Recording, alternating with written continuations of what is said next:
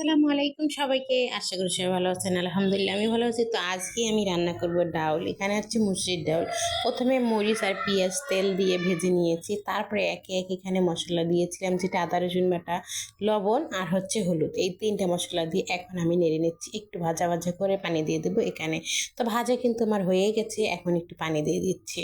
পানি দেওয়ার পরে কিন্তু কষিয়ে নেব। কষিয়ে নেওয়ার পরে এখানে আমি কি দেবো তাও আপনাদের দেখিয়ে দেবো।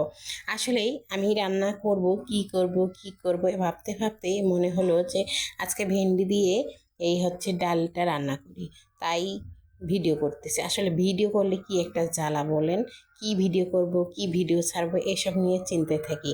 আর ফেসবুকে কাজ করে যেহেতু, আমি যদি এখন ভিডিও না করি তাহলে তো আমার সব কিছু চলে যাবে। যতটুকু ভিডিও ভয়েস ভয়েস দেই তা তো দেই, তারপরে আপনাদের এই যে ভিউ ভিউ আমার 200-250-র বেশি তো হয়ই না। কেন যে হয় না আমি জানি না। তো আমি খুব চেষ্টায় আছি যে কেন হয় না, জানতে চাই। আপনারা কেউ যদি জানেন অবশ্যই কিন্তু আমাকে জানাবেন যে কিভাবে আমার ভিউ বাড়বে। ভিউ আমার সকালে যদি আমি একটা ভিডিও ছাড়ি, দেখা যায় 200 মানুষ, 250 মানুষ, জোর গেলে 300 দেখে, তারপরে কিন্তু আর হয় না।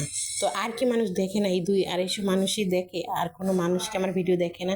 আর এই 200-250 মানুষের থেকে যদি আপনারা একটু শেয়ার করে দেন, তাহলে কিন্তু সবাই দেখতে পায়, আমার ভিউটা বাড়ে। আর ভিউ বাড়লে আমার একটু কাজের অভিজ্ঞতাটা বাড়তো, আর ইচ্ছাও জাগতো মনে মনে। কথা বলতে বলতে কিন্তু রান্না প্রায় শেষ। একটু শুকনো মশলার গুঁড়ি দিয়ে একটু জাল করে নামিয়ে আমি রেডি করে নেব। আসলে এই মুসুরির ডালটা একটু যদি আপনি ঘন করতে চান, একটু ঠান্ডা করলেই ঘন হয়ে যায়। তাই একটু পানি মনে হয় বেশি হয়ে গেছে, কিন্তু একটু ঠান্ডা করার পরে দেখবেন কতটুকু পরিমাণ ঘন হয়ে গেছে। তো এই যে দেখুন, আমার কিন্তু রান্না প্রায় শেষ। এখন আমি চামচ দিয়ে তুলে দেখাচ্ছি, একটুও ঝোল নেই।